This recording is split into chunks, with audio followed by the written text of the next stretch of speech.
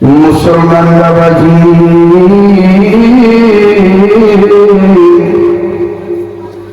একটা কথা বলিয়া আলোচনা চলে যাব শেষের দিকে।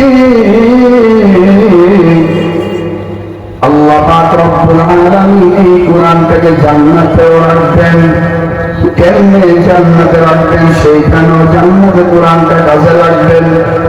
আজকে আমরা একটা মাহফিলে আছি, এই মাহফিলের ভিতরে প্রধান বক্তা আছে, বিশেষ বক্তাও আছে, সাধারণ ভাবে সভাপতিও আছে না নাই, আরো বিনোদন আছে না নাই। যদি আর মাহফিল যদি এমন হয়, আমার আল্লাহ পাক জান্নাতীদের জন্য একটা মাহফিল সাজায়া রাখছে। ওই মাহফিলের ভিতরে আল্লাহ পাক রব্বুল আলামিন সভাপতিও রাখবেন, বিশেষ বক্তাও রাখবেন, প্রধান বক্তাও আমার আল্লাহ রাখবেন।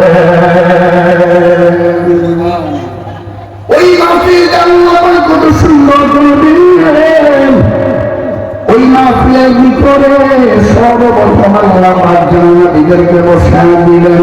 এইবার জান্নাতীরা যখন বসে যাবে, আল্লাহ পাক রব্বুল আলামিন ওই জান্নাতীদের জন্য এমন একটা চেয়ারের ব্যবস্থা আল্লাহ পাক করে দিলেন, যে চেয়ারের পায়া এত দাম, একটা পায়া যদি বিক্রি করা হয় সারা পৃথিবীর সমপরিমাণ দাম হবে না।